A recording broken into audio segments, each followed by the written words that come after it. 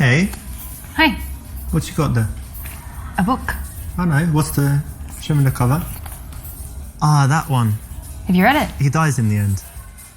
Yeah, he does. Sorry to spoil it. I've actually read it before. Oh, you read it before? So you like it that much, you're reading it again? Well, I read it when I was a lot younger, and I don't know if I understood it, so I thought I should reread it. Oh, that's good. Yeah. Anyway, my name's Richard. Brenna, Nice to meet you. nice to meet you. This is a playful opener. Again, it can work if you deliver it correctly. Maybe she'll look confused at the worst, but you can still carry it on. And so it's actually got a very high chance of success. And you normally read philosophy? No. I mean, I think, well, in every book there's a little philosophy. I'm not a huge Kafka fan. I was just in Prague recently. He's from Czech Republic. Mm-hmm. Oh, that's interesting. Yeah, that's where his house is. I didn't know, actually. Yeah.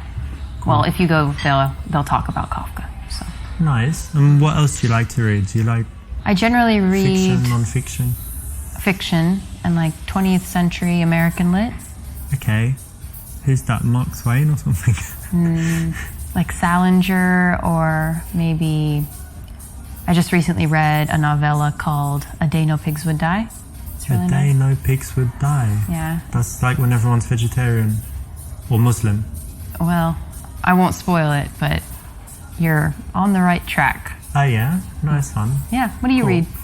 I read a lot of different stuff. So I like business, biography, psychology, philosophy too, and I like old English classics and Russian classics. Russian classics, such as? Tolstoy, Dostoevsky, You like all the Tolstoy? usual stuff. Yeah, I think he's a great writer. And obviously in translation maybe it's different, but it's still very cool. What about Bulgakov? Yeah, Master Margarita Yeah, and like stuff. Bulgakov. Yeah, cool. Yeah. I like Russian lit. Nice one.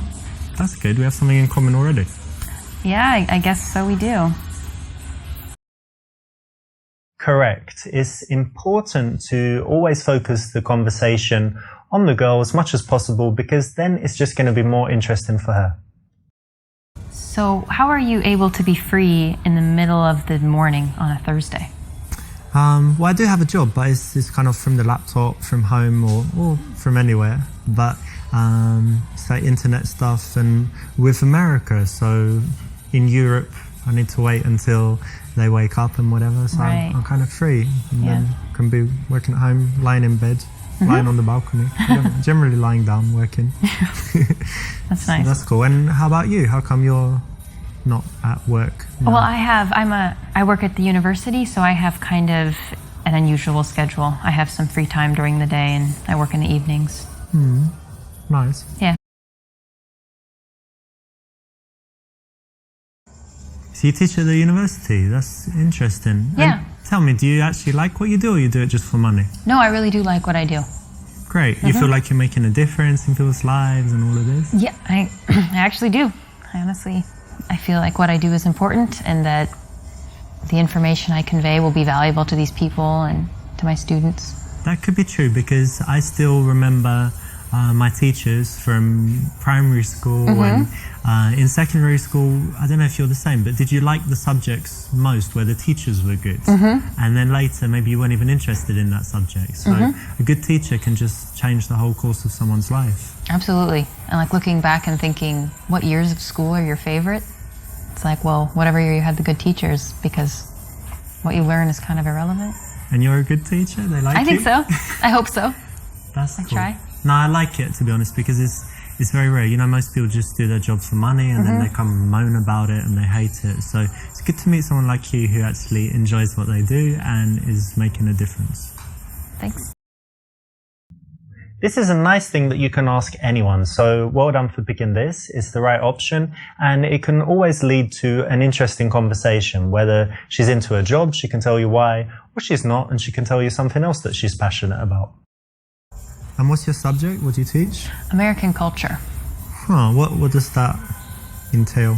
So kind of quite a few different themes. For example, we kind of started with an overview of American values, which was really interesting. Like freedom and stuff, yeah?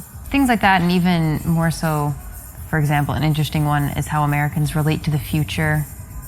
Like it's something we feel like we can control in some sense. And Like Back to the Future, the movie.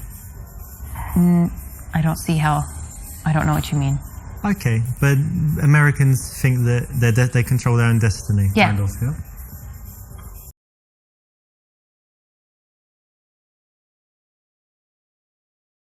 Wait, American culture, isn't that kind of a contradiction in terms? Like, what are you teaching? Like, here we invented the hamburger in 1940 or something like. Well, there really isn't a question of whether or not we have culture. We certainly do. You can look back through history, and yes, maybe ours isn't as long, but Yeah, to not say very that long.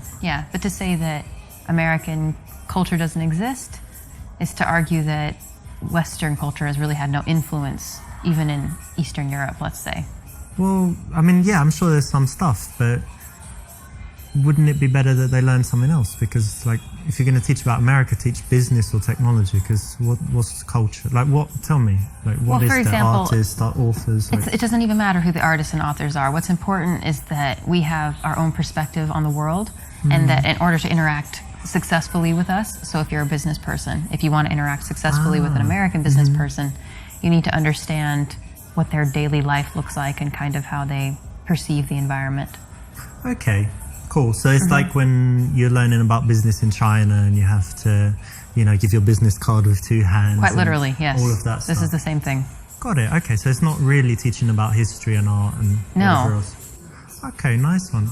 Well, that's very useful because actually American culture, like modern culture, is what leads the world, right? We all kind of follow.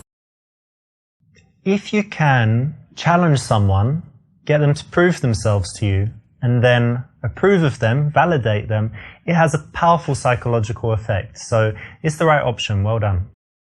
I really enjoy my job, but there is this one little thing that's very frustrating for me.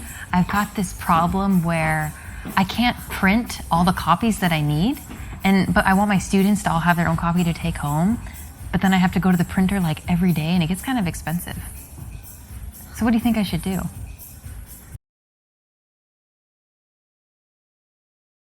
Well, that's bad. So I guess you don't have enough papers for the students and stuff, yeah? Yeah, that's part of it.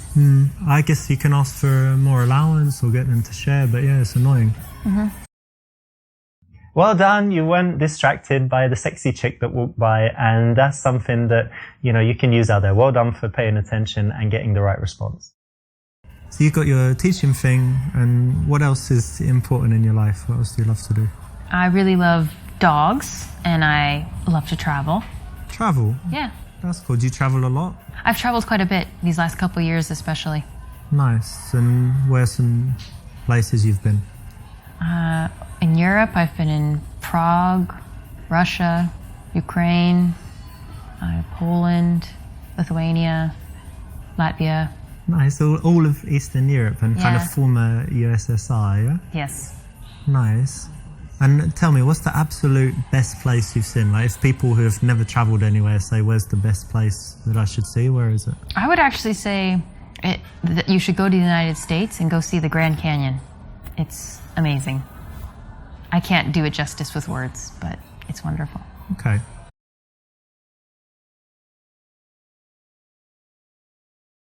Actually, I went there as well, and it was very beautiful. But tell me, what did you really like about it?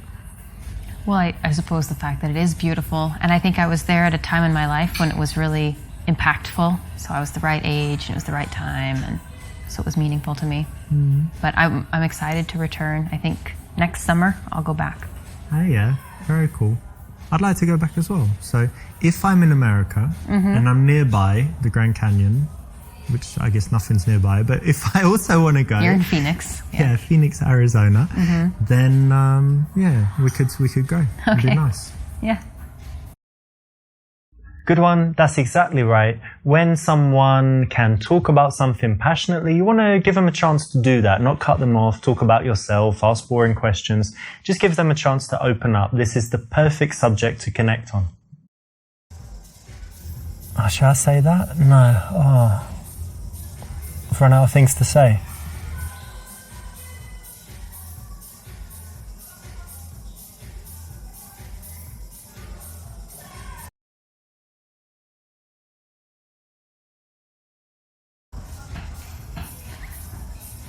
So are you not going to get any coffee? Ah, well, actually, I was over by the bar just before I saw you and had a coffee there. And I try not to drink too many. It actually has a strong effect on me, so I don't need that much energy. I've had enough, so I'm good. Correct. Now, most guys can't do this, you know, so it's very cool, makes you look very confident and strong when you can hold eye contact like this and get her to be the one that works to fill the silence and come up with something to say, because it shouldn't always be you, right? Tell me some things you like to do for fun. Well, as long as I can remember, I've always loved playing volleyball, so that's something I try to do whenever I can. Nice. I played it at school. They had it in my school, but since then I didn't. But I go to Barcelona a lot and they play on the beach. Do you play beach volleyball? I will, yeah. Oh, very in a nice. pinch. Are you very good? Yeah. You can do that where you jump and smash it down? Cool. Yeah. That's nice. It's harder on the beach because the nets are higher, but yeah. Very cool. Yeah, it's a cool hobby. And anything else you do?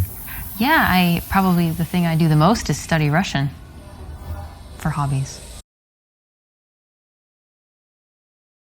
Russian? Yeah. Ah, you know, I meet loads of people that speak, French, English, obviously Spanish, German, but Russian, it's really rare to meet someone who speaks Russian. It's pretty cool. How come you chose that? I don't really have a good reason. When I was in high school, I had the opportunity to do a study abroad, and my choices were France and Russia, and I didn't want to go to France, so I went to Russia, and then I just never quit. I actually like that you chose something tough and that you stuck with it. And, you know, like I said, most people take the easy options all the time. So it's interesting and cool that you did that. Thank you. Nice one. You know, when a girl has something that is a real talent, something that she should be proud of, something she's worked hard on, that's the kind of thing you don't want to tease her too much on. So, you know, say well done, say you respect that, and say why, and then go deeper into it, because, you know, you need to find out why she would do that, why she was interested, what would make her spend the time on it. And it's going to lead to interesting conversation, make her feel good as well. I noticed you have an accent. Do you mind if I ask where you're from? England, actually. Whereabouts? Was born in London, but actually, you know what? When I was young, I lived in South London, and they have a strong accent there. It's like South London and things like this. But because I travelled a lot and I moved, I've lost most of my accent. But do I still sound British to you? Yes, very much. Oh, that's good.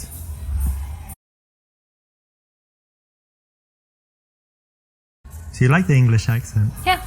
Yeah, most people like it. They say it's kind of sexy, but maybe that's just when I speak it. But it's quite interesting actually being English, because in some places like America, we have a very good reputation. And then some places like Spain, where all the English people go and kind of party and like the hooligans go drinking and stuff, their reputation's quite bad. But how do you find it being an American and traveling? It depends on where you're at, but I guess generally people have kind of negative stereotypes about the United States and Americans, but I don't know. It seems that a lot of people are willing to take you and judge you individually and not. That's good, right? Put on a bunch of. We're lucky. Yeah? We don't have any real racism or anything really bad against us almost anywhere we go, right? Yeah, that's true. This is the right choice, and it's always interesting to talk about cultural differences so it can lead to some nice conversation. What do you like to do for fun, like in the evening? Because you study Russian and whatever, but do you drink, dance, anything else? All of the above, yeah. Yeah? At the same time? When the mood strikes, yeah. Very cool. Yeah, I like going out sometimes, cocktail bars, different bars. Do you smoke shisha? Hookah. Yeah, hookah you call it in America, right? Yeah, I have from time to time. I'm not a huge fan, but I quite like it. They say it's really unhealthy, but it seems unhealthy. Once a month. But you don't cough after it, so therefore it's healthy? Yeah. So we need to do it sometime, like shisha, hookah, cocktails, and then dancing. Oh, maybe. When you want to transition to seeing someone again, it's very good to build up a picture of the kind of things that they do, the way they spend their time, because you might find a mutual connection. You find that you share some activities, or that you do some things that she wants to do, she does some things that you'd like to try, and then it makes it very easy to then go on and suggest the date from there and take the number. And do you have any other outdoor, like, active stuff you like to do? You Yeah. said volleyball, but anything else? Yeah, I grew up in the country, so I really enjoy a lot of nature activities. I like hiking and I love fishing. Fishing? Fishing, yeah. A girl who likes fishing? It happens. Yeah, Wow. we exist. That's interesting. I've never done fishing, but I love the outside as well, you know, walking in parks or hiking if you've got somewhere like that. How about bicycle? I like that too. Yeah. Well, that's something else we could do one day, like take some bicycles, ride out somewhere. Yeah, that would be nice. Cool. And are you busy this week? Like, what are your plans for the next few days? I'm pretty busy. I have my friend is having a party tomorrow, and then this weekend I'm gonna take a train up to Vilnius. So, pretty busy. You have free time, no? Maybe. Which Maybe day? on Sunday. Sunday, yeah? Cool. I might be free on Sunday as well. Okay. That's exactly right. Now think about this. Have you ever texted a girl saying, hey, can you meet tomorrow? She's like, I'm not in town. And you say, okay. And then text her in a few days. Hey, can you meet tonight? Are you around? Sorry, I've already got plans. Well, to avoid this kind of dumb situation when you end up not seeing her again, why not find out at the time of meeting her what her plans are for the coming week? It's very easy to find out in person and saves the need for sending loads of dumb text messages that get you rejected. So it's the correct choice. So you like hiking and outdoor stuff, and the weather's pretty good at the moment. So one day we could take a little trip, or I don't know, meet in the evening. Anyway, lots of stuff. We've got lots of stuff we could do together. So why don't you give me your number and we'll arrange something.